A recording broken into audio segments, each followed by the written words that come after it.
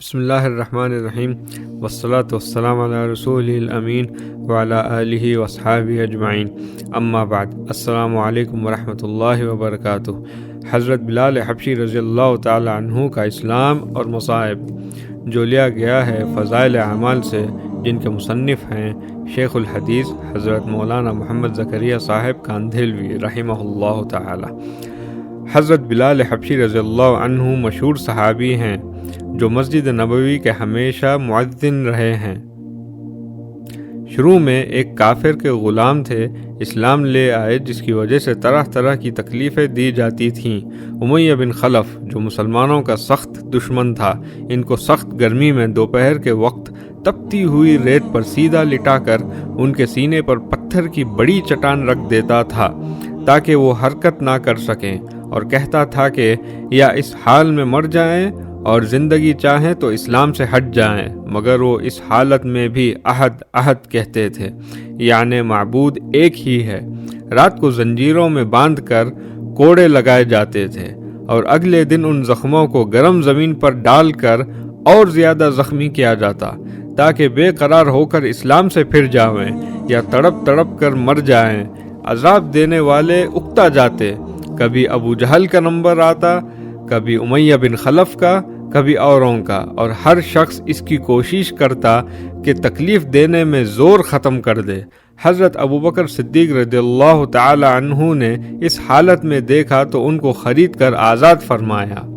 فائدہ: چونکہ عرب کے بت پرست اپنے بتوں کو بھی معبود کہتے تھے، اس لیے ان کے مقابلے میں اسلام کی تعلیم توحید کی تھی، جس کی وجہ سے حضرت بلال رضی اللہ تعالی عنہ کی زبان پر ایک ہی ایک کا ورد تھا۔ یہ تعلق اور عشق کی بات ہے۔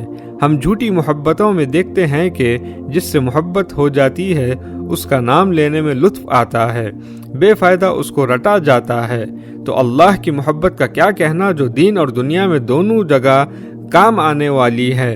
یہی وجہ ہے کہ حضرت بلال رضی اللہ تعالی عنہ کو ہر طرح سے ستایا جاتا تھا، سخت سے سخت تکلیفیں پہنچائی جاتی تھیں، مکہ کے لڑکوں کے حوالے کر دیا جاتا کہ وہ ان کو گلی کوچوں میں چکر دیتے پھریں، اور یہ تھے کہ ایک ہی ایک ہے کہ رٹ لگاتے تھے۔ اسی کا یہ صلہ ملا کہ پھر حضور صلی اللہ علیہ وآلہ وسلم کے دربار میں مؤذن بنے، اور سفر حضر میں ہمیشہ اذان کی خدمت ان کے سپرد ہوتی۔ حضور صلی اللہ علیہ وآلہ وسلم کے وصال کے بعد مدینہ طیبہ میں رہنا اور حضور صلی اللہ علیہ وآلہ وسلم کی جگہ کو خالی دیکھنا مشکل ہو گیا، اس لیے ارادہ کیا کہ اپنی زندگی کے جتنے دن ہیں جہاد میں گزار دوں، اس لیے جہاد میں شرکت کی نیت سے چل دیے۔ ایک عرصے تک مدینہ منورہ لوٹ کر نہیں آئے۔ ایک مرتبہ حضور صلی اللہ علیہ وآلہ وسلم کی خواب میں زیارت کی۔ حضور صلی اللہ علیہ وآلہ وسلم نے فرمایا، بلال یہ کیا ظلم ہے، ہمارے پاس کبھی نہیں آتے؟ تو آنکھ کھلنے پر مدینہ طیبہ حاضر ہوئے۔ حضرت حسن حسین رضی اللہ عنہما نے اذان کی فرمائش کی۔ لاڈلوں کی درخواست ایسی نہیں تھی کہ انکار کی گنجائش ہوتی۔ اذان کہنا شروع کی اور مدینہ میں حضور صلی اللہ علیہ وآلہ وسلم کے زمانے کی اذان کانوں میں پڑھ کر کوہرام مچ گیا۔ عورتیں تک روتی ہوئی گھر سے نکل پڑی۔ چند روز قیام کے بعد واپس ہوئے اور سن 20 ہجری کے قریب دمشق میں وصال ہوا۔